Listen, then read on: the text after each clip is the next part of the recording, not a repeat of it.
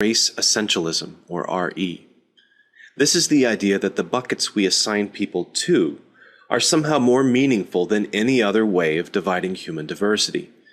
Central to this question is the number of races, the number of buckets, in which we find that the populations are homotypic, that is, of a single type, a uniformity of members. Race essentialists defend the idea that there is something in the biology that suggests the categories we draw, that they are not completely arbitrary, and it's an idea that has roots in Victorian-era science, an era that was dominated in the biological sciences by ideas like phrenology and eugenics and genetic determinism. We see these concepts reborn in the language of the race essentialists. Ideas like dividing the entire human species into large continental categories, and then comparing social characters like criminality, IQ, and income, as though these were entirely determined by immutable characters of inheritance, rather than complex and interconnected factors of society, environment, genetics, and non-genetic inheritance. It is a simplistic understanding of biology, a retro approach to science, and that's specifically what I want to differentiate from the simple act of defining groups in the human population, the biological race concept. The key difference is how much we become wedded to the idea that these concepts really have meaning or force in biology, that they are useful categories in how we treat people, or what freedoms or rights we grant, or how we perceive our fellow humans. In my own estimate, if we let the biology alone determine these divisions, there are either about 350 human races, about 250 of which reside exclusively in Africa, or there is one human race. I'm going to break this up into a series of videos.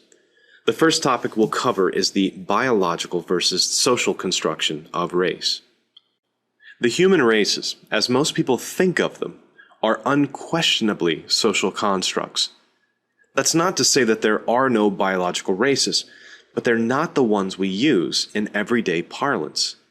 The labels we stick on people are not dependent on their actual ancestry, merely on our perception of them. Haplogroups, as I mentioned in my previous video, would be one such biological race concept, since it uses actual genetic markers, but is devoid of the cultural elements that we have imbued with false meaning. It's less prone to confirmation bias and confounding by social norms. What we actually use when we talk about races are socially constructed, truly skin deep, because we judge someone's race strictly on their outward appearance, not their inward genetics. Any overlap with actual biological race is purely statistical and accidental. I give you Exhibit A, the current U.S. President, Barack Hussein Obama. What race is he? You can answer white, black, mixed, and be right on all counts, since his mother identifies with one group and his father another. To most people, his race is not a matter of what genetic markers he possesses. It's how he's perceived, his social identity. He may choose it, he may not. Growing up in Southeast Asia with an adopted father, who knows how he was thought of there, what group he most identified with. But to most Americans, he's the first black president, not the first mixed-race president, not the first half-black or half-white president, simply black. The one-drop rule of race identification has been the standard in the U.S. since long before DNA testing was available. It's obviously not very reflective of the actual markers I would find if I genotyped the U.S. president. He's not atypical for the American population with African ancestry. When genotyped, someone who self-identifies as African American will typically have between 5 and 20% European ancestral markers. Many will have Asian markers as well. The same for those who identify as European Americans. Most will be unaware of very recent African ancestry. This is called admixture, the mixing of different ancestral populations in the genetic complement of a modern population through interbreeding. Admixture is the rule in most places, but especially in areas with a high diversity or multi-regional immigration. Many of the race realists would say that the existence of mixed races doesn't mean they don't exist biologically, but it absolutely does mean that the rules of social race identification are not based on classical taxonomy. There are no half-robin, half-sparrows. That's simply not how taxonomy works. As a general rule, if we can define two populations with a single character, then there really aren't two populations. If there's significant genetic overlap between two subgroups, then they aren't distinct after all. There are two exceptions, not found within strict taxonomy, but still useful in population genetics, and we'll need to see if either or both of them applies to the human species. But I want to clarify early on the idea that an alien coming to Earth, with our same understanding of phylogenetics, would put all modern humans into a single species and a single subspecies. We are all Homo sapiens sapiens. Any differentiation from this point on will have to be below the level of subspecies. The first concept we need to address is a deme. A deme is a distinctive group within a species where reproduction is still possible between the groups, but each group is subject to different selection factors. An example might be a single species of bird with two distinctive groups, say a western and eastern group that differ a bit in their mating call and only rarely interbreed. If the differences between the two groups vary continuously across geography, then we have our second concept, a cline. A cline is different from a deme, or perhaps we could say a special type of deme, where there is no demarcation between the groups, what we would call a discontinuity. Imagine, for example, a species of rabbit with several different coat types, depending on the local environment, where the mountain deme blends into the desert deme in small steps.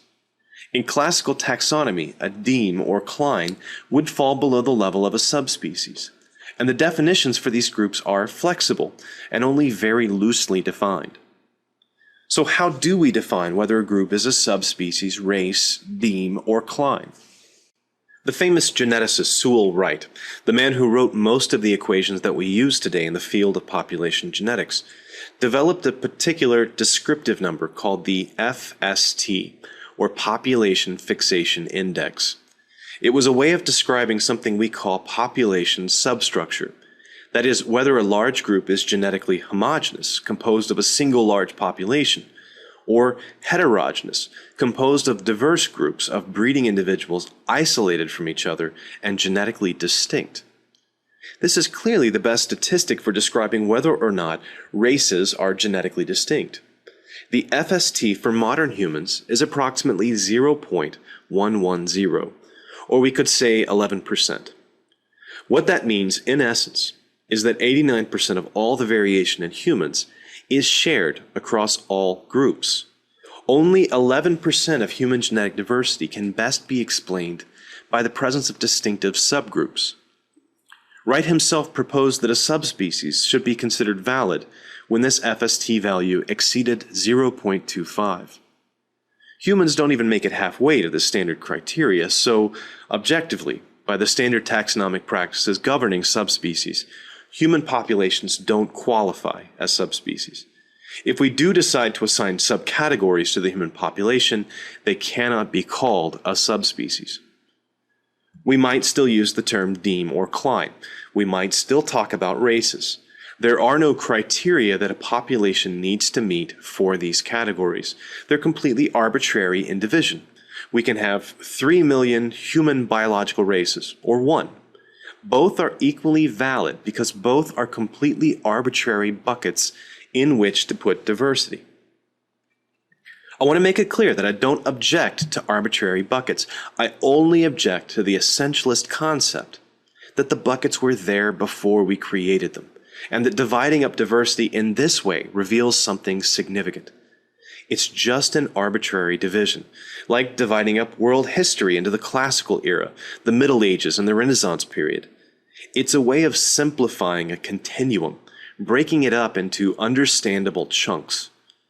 The essentialism in our history example would be to treat 400 BC and 350 BC as though some real division exists between them. beyond the 50 intervening years, simply because one falls into our arbitrary division of the classical period and the other does not. My central question in this video is, does the biology, the genetics, of the human population suggest that there is a good place to draw divisions, these buckets or categories? Are we defined best in terms of the Victorian-era ideas of race, or rather the modern concept of arbitrary but objective divisions like haplogroups or clines? For that, we're going to have to look at some real data. The type of graph we'll look at first is called a principal component analysis. On each axis, or properly the eigenvector, we're going to use a combination of lots of genetic markers. I don't want to focus too much on the nature of these markers except to say that they're from non-coding regions, not from genes, but the vast distances between genes. They haven't been subjected to specific selection, so what we're measuring has nothing to do with adaptation to the local environment, merely the natural genetic drift of two populations with some reproductive isolation. Each dot on the PCA graph represents a group of individuals drawn from a different population. The goal here is to see how much of the variation in the dots can be accounted for by our two marker sets. If human races are distinctive demes, this is what they would look like. You'll find graphs just like this one on papers showing how biological races differ from each other. So why would I bring it up?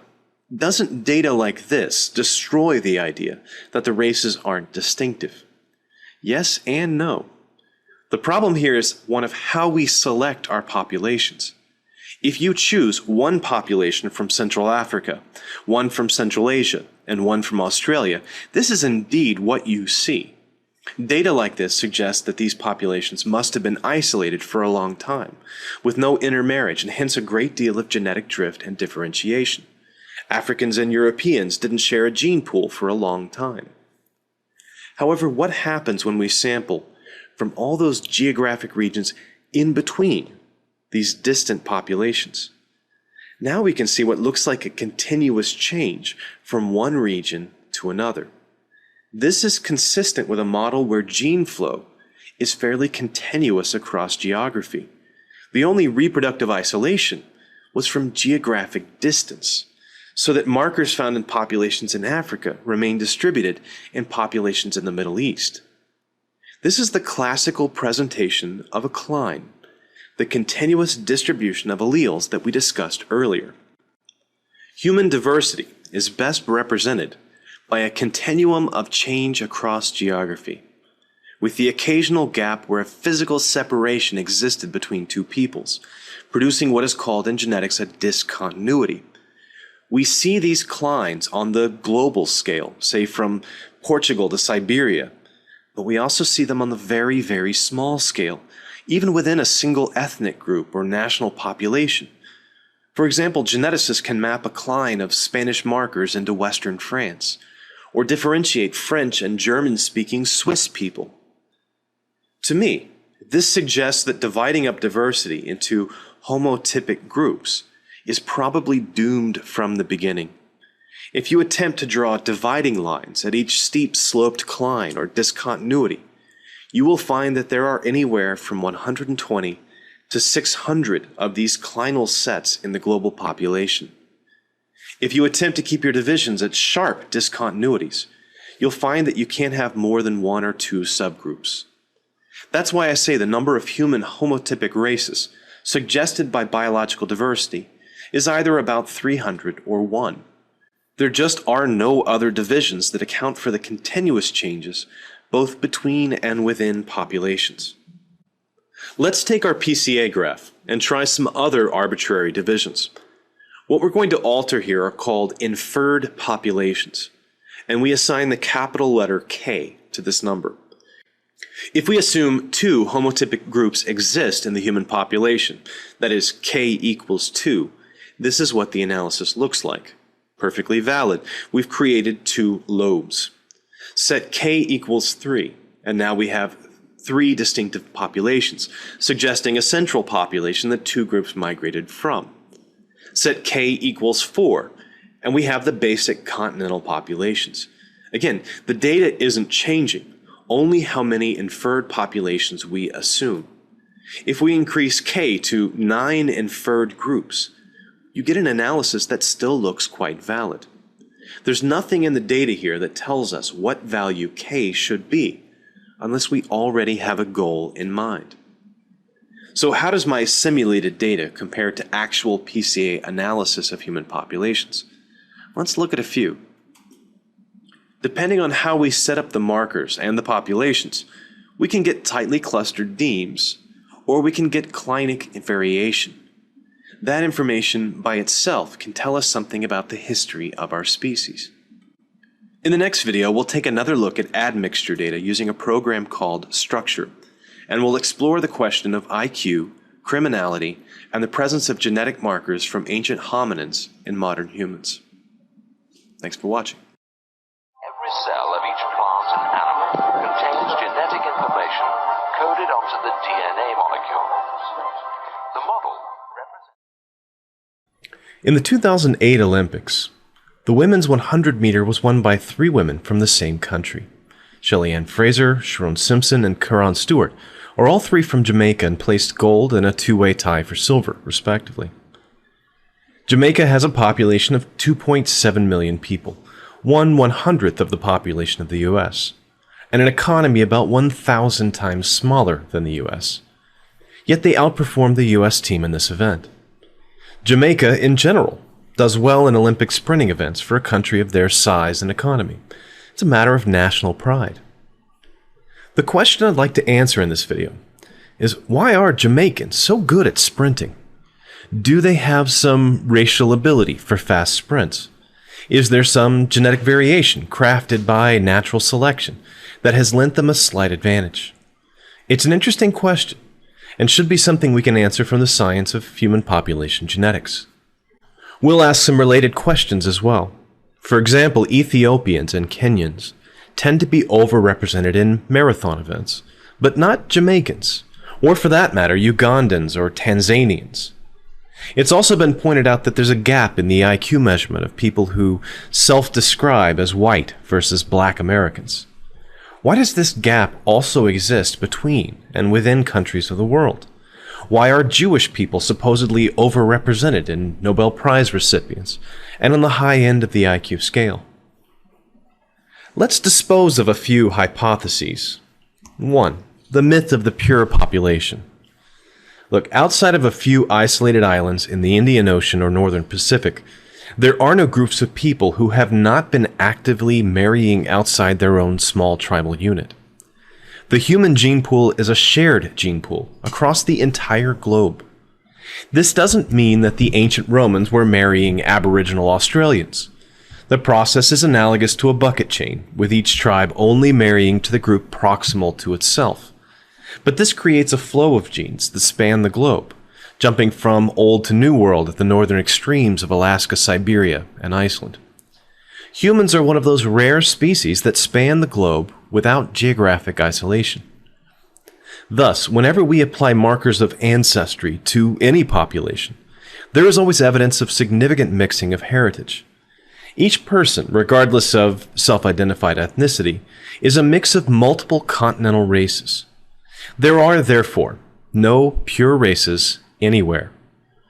How many commenters on white supremacy websites are aware of the fact that they likely have 5% or more ancestry from Africa in the very recent past, probably back about 6 to 10 generations? We are all mutt blends. This was demonstrated very clearly in the following incident. In 2006, James Watson, who received the Nobel for his work in discovering the structure of DNA, in a newspaper interview, made comments that linked the social problems in Africa to the lower genetic potential of Africans. It was an off-the-cuff comment, the kind of thing that pops up in casual chat with someone who grew up in a different era. The controversy he sparked led to his resignation as head of Cold Spring Harbor Labs in 2007. James Watson was one of the first people to have his genome sequenced, so his genetic markers are publicly available on the internet. The Icelandic genomics company, Decode, was reported as claiming that the Watson genome showed greater than 15% African ancestry. The data is still somewhat questionable, since the early genomes were very poorly annotated and aligned, but this would not be out of the ordinary. What that means for Dr. Watson is that he has a 1 in 6 chance of having won his Nobel thanks to genes inherited from his recent African ancestor. It also shows that no matter how European someone appears, you can't imagine that they are by any measure of pure ancestry. Let's test this idea of a pure population against our Jamaican athletes. None of them are entirely African or entirely European. All of them contain significant markers of both ancestries, and also Asian and Indigenous American markers. The term for this blending of different groups in our recent genetic past is admixture. This is also the name of a program that calculates and represents the genetic mixing of populations. Here we have one such graph, sometimes called a waterfall graph, that represents the global admixture by cultural ethnicity or tribe. Each bar on the graph within the brackets represents a single individual, and the colors represent groupings. The human analyst tells the program how many clusters or groupings to create. Recall that this arbitrary and inferred number of groupings is called K, and admixture represents membership in these groupings that best explain the total diversity. Notice, for example, in this global population, that none of the bars is entirely of a single color when we allow for a larger number of inferred groups, that is, high value of K. Every tribe or ethnicity contains within its gene pool plenty of mixtures of markers from adjoining groups. Let's take a look at admixture in Jamaica. The average Jamaican has 20% or more European genetic markers, slightly higher than the rest of the Caribbean. Does this European ancestry explain their apparently superior athletic performance at sprinting? One recent paper addressed this question by measuring ancestry in both elite athletes and non-athlete controls, and the answer was a definitive no. The percentage of ancestry was almost identical in both groups. However, in the same paper, elite African American athletes possess significantly more European ancestry than non-athlete controls, which is the opposite of what most biological race proponents would have expected. It also raises interesting questions about why this should be so. Feel free to leave your own hypothesis in the comments. 2. Natural selection has guided different groups to be good at something. Evolution is constantly occurring in the human population.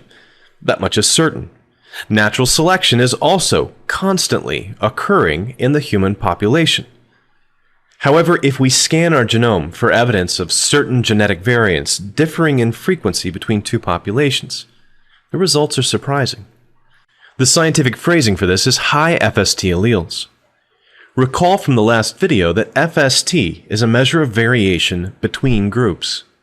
Taking the genome as a whole, about 11% of human variation can be best explained by variation between the classical races. The remaining 89% is the result of variation within those groups. This is an important fact, and I hope you'll keep it in mind when we come to some calculations later.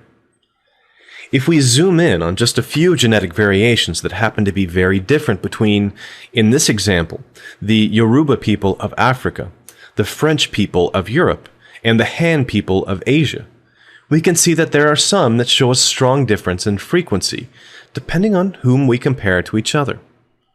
These are the race-specific or high FST alleles. So how many of them would we predict?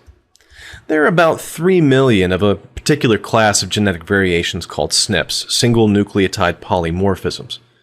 But a lot of them are only measured in a few individuals in the whole world, so we should consider the total variation as about 900,000, which I'll round to 1 million for this narrative.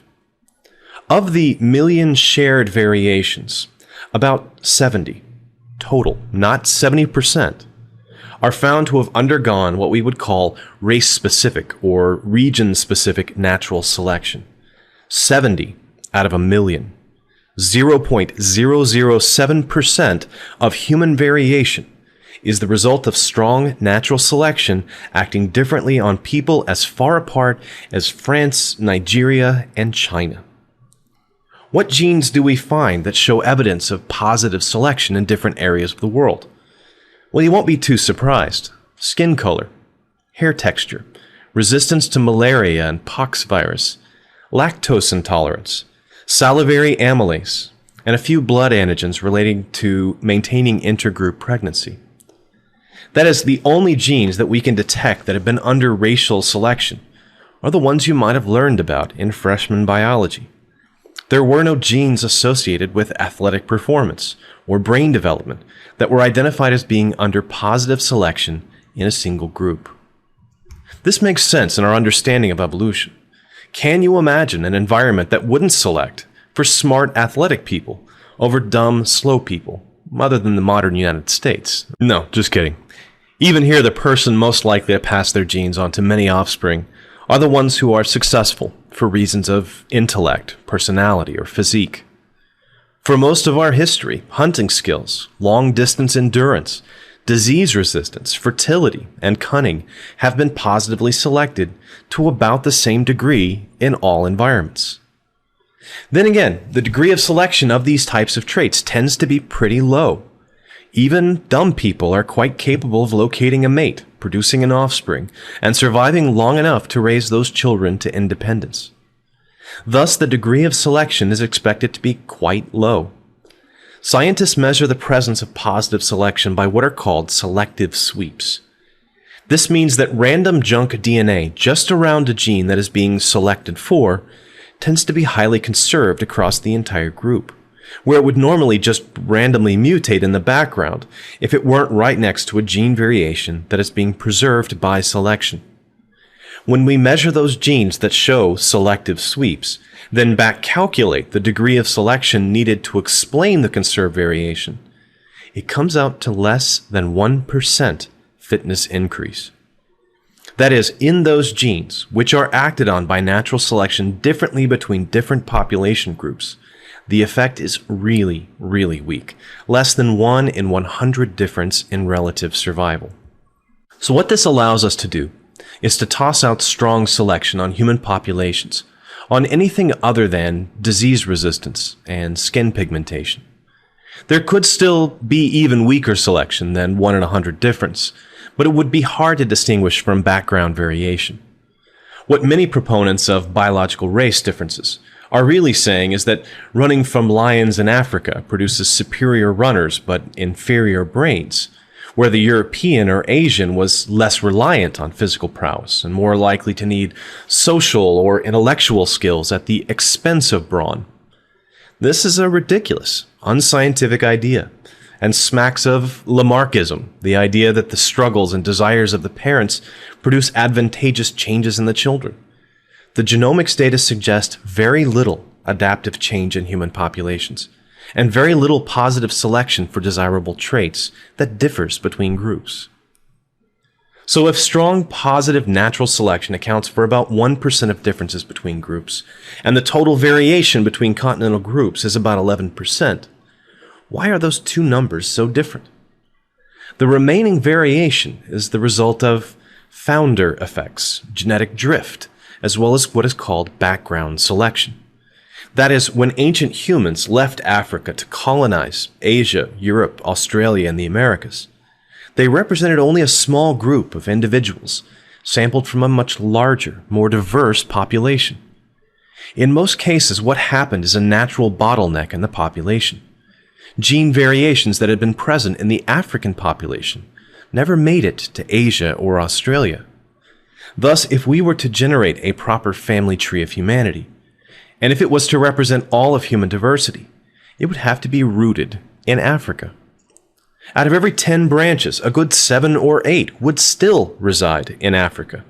Europeans, Asians, Australians, and the first Americans might all be twigs off a single branch.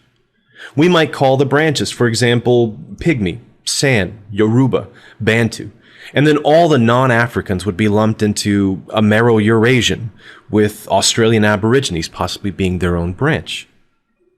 There is one other contribution that is still the subject of active research, and that is ancient hominid admixture. You may be familiar with the fact that Neanderthal markers are suspected to be present in all living humans, though far more in non-African groups. While this has not been definitively established, and may be the subject of a future video, we have reason to believe that there was some intermixing between anatomically modern humans and the Neanderthals, possibly other ancient hominids. We can set an upper bound to this contribution at about 3% of markers. There are some pretty silly ideas that Europeans somehow contain genes from Neanderthals that Africans do not possess. This is simply not the case. At most, there are some variations in certain groups of modern humans that are best explained by admixture with these ancient hominids. These same variations are also found in Africans, but at a much lower statistical frequency. If you're relying on Google or the popular press for the facts on this topic, you most likely have them completely wrong. Let's return to the topic of why Jamaicans do so well at Olympic sprinting events. How much of that is cultural and how much is heritable? We already have the numbers we need to make an approximate calculation.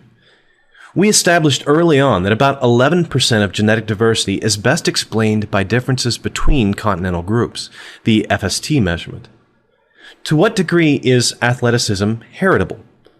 If we propose a very large number, like 50% for example, then the racial sprinting ability of a Jamaican can at most be 1/2 of the FST value of 11%, or about 5 to 6%. If the heritability is more like 20%, a more realistic number, then we're talking about 2% of someone's talent being the result of their membership in a particular continental group. At the level of Olympic performance, where the difference between a silver and gold medal is measured in microseconds, this slight genetic advantage could translate to something actually measurable. A large country, though, should still have an advantage, as there are no performance genes denied to any population anywhere. We see this in the sudden dominance of Chinese athletes in all categories of Olympic sport. At best, we could say that there are 2 to 6% more people per capita in Jamaica versus Ecuador with exceptional genetics for sprinting. But this small difference certainly doesn't account for the large imbalance in Olympic medals. Instead, we have to look to the interplay of culture, environment, and the genetic landscape. I started with 50% as an example, because that is one proposed measure of heritability in IQ. In identical twins, there can be a pretty strong correlation between IQ values. We can't distinguish, though, what effect sharing the womb has on both developing brains and maintaining this correlation, and how much is strictly the result of shared genetic variation. 50% heritability is a pretty high degree of genetic correlation, but it's important to note that 50% is how much your parents' genes determine your phenotype. The unit that this gene travels in is a direct family line. Let's take the best case scenario. If Albert Einstein and Marilyn Monroe were among your grandparents, you would have only a 1 in 4 chance of getting Einstein's genes for intellect or Marilyn Monroe's genes for looks, if such genes existed. Then you would have only a 50% chance of those genes putting you on the same intellectual or physical potential level as either one. So your chances of either being exceptionally smart or attractive are only 1 in 8 if the degree of heritability were 50% for both traits. I would not expect Einstein's grandson to be exceptionally smart, even if such ability were inherited according to the Mendelian rules of genetics. The statistical models suggest that everyone alive today is, at most, 50th cousins. That is, if we go back only 50 generations, everyone alive has an ancestor in common. That's about our hereditary relatedness, not our genetic relatedness. Our genetic ancestry is diluted very rapidly. It's therefore unlikely that anything more than 3rd or 4th cousins are likely to be genetically very similar. If we take the idea of a few hundred races, they are constructed of groups of people with some arbitrary degree of relatedness that is higher than that of more distant people. What we really are talking about with race are very, very extended families that blend together at the edges. You may notice similar characteristics in your own extended family, a certain type of nose or eyebrows, or in my own case, abnormally large craniums run in my family, at least on my father's side. If we want to view race as the intermediate between proximal family relationships and our relatedness by common ancestry, then we need to understand why one extended family would have different attributes from another. We've discarded the idea of natural selection and instead acknowledged that founder effect, drift, and negative selection dominate those small differences that exist between groups. 3. Statistical differences are inherently meaningful. I think it's important that we discard the idea that a statistical inequality has any special meaning. If I divide any group of people into any arbitrary groups, there will always be one group with more of some exceptional or unusual trait. The error is assuming that this difference is somehow the result of the nature of the grouping. For example, if I take the US population and divide them into left and right-handed, one of those two groups will have a higher income or more criminality. In the former case, it might be right-handed people, and we find that left-handed people are more likely to end up in jail. We can create from that an entire mythos or narrative of how handedness creates biological tendencies towards social success or failure. But the statistical difference is a false lead. It lacks biological plausibility. I might even find a correlation, like the relationship between African Americans and heart disease. Is it then a fair assumption that this correlation between two factors is causative? To do so is to confuse correlation and causation.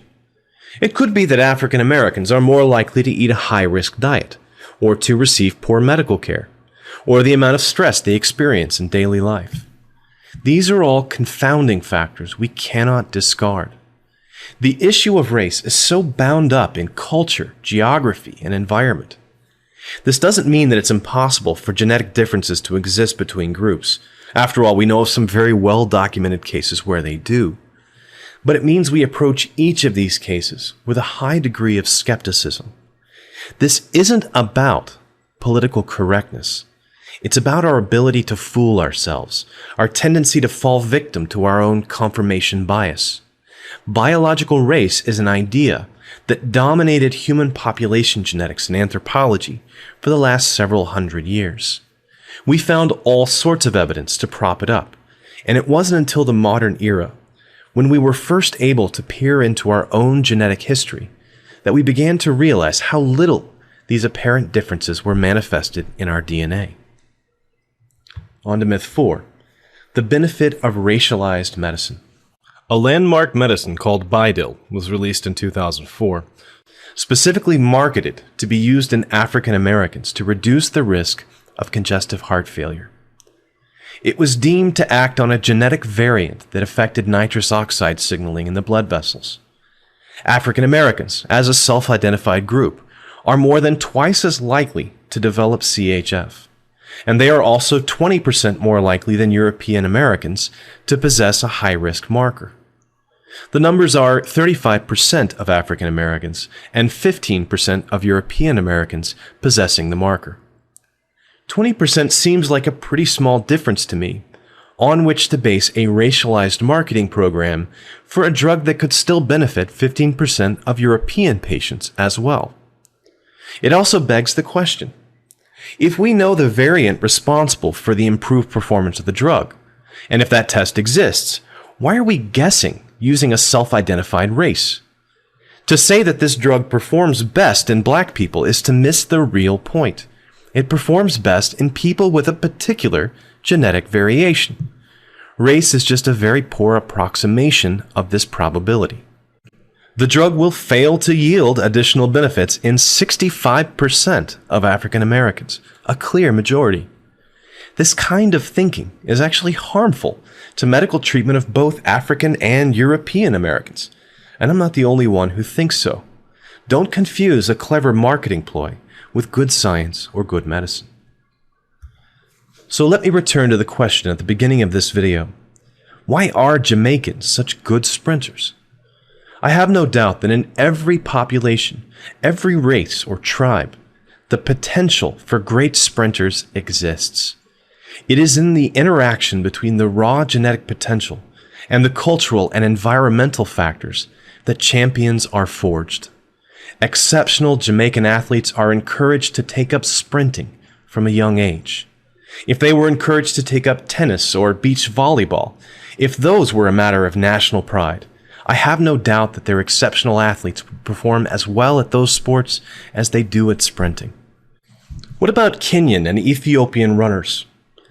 Well, when genetically tested, they turn out to be little different from non-elite athletes from the same general region. What is explanatory is what altitude they train at, their personal level of commitment, and the number of hours spent training. Their exceptional performance seems to be partly a product of living in the mountains of Kenya, rather than the genetic gifts, or else their non-mountainous neighbors would be just as competitive.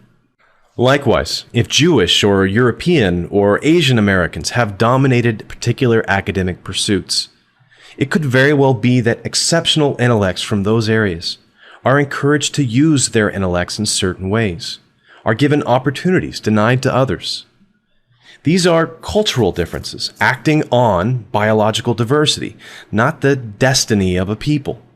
If there is any lesson to be taken from these examples, it's that much of our potential as a species is wasted for lack of opportunity.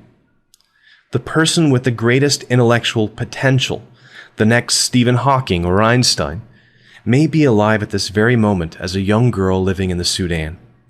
Will she be able to use her tremendous intellect to solve social problems, to discover a unified theory of physics?